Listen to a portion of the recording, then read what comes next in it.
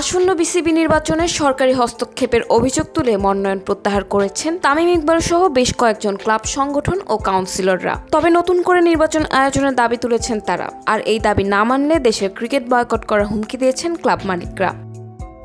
শনিবার 4 অক্টোবর এক প্রতিবাদমূলক সংবাদ সম্মেলনে এই কথা জানান ক্লাব সংগঠনরা। ওয়ালটন এখন দেশের সীমানা পেরিয়ে পৌঁছে গিয়েছে 50টিরও বেশি দেশে।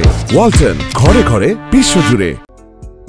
বিবৃতিতে বলা হয়েছে, বাংলাদেশ ক্রিকেট বোর্ড পরিচালনা পরিষদ নির্বাচনের নাম প্রহসনকে নিয়ে যত বিতর্কের সৃষ্টি হয়েছে তা বাংলাদেশ ক্রিকেটকে পৃথিবীর বুকে বিতর্কিত করেছে। তাই 6 অক্টোবর অনুষ্ঠিত নির্বাচন হওয়ার আগেই নানা বিতর্ক সৃষ্টি হয়েছে। সেক্ষেত্রে নির্বাচন অনুষ্ঠিত করে দেশের ক্রিকেটকে কলঙ্কিত না করার জন্য অনুরোধ করা হলো।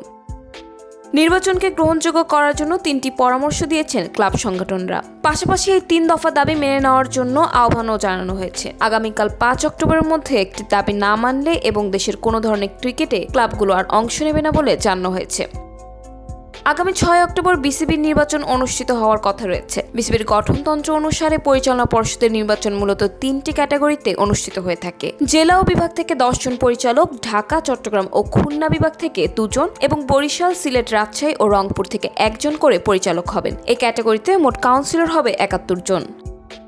ক্লাব ক্যাটাগরিতে 12 জন পরিচালক কাউন্সিলর ভোটে নির্বাচিত হবেন 76 জন। তৃতীয় ক্যাটাগরির 45 জন পরিচালক হবেন 1 জন এবং পরিচালনা পর্ষদের নির্বাচন শেষে 25 পরিচালকের ভোটে হবে সভাপতি নির্বাচন।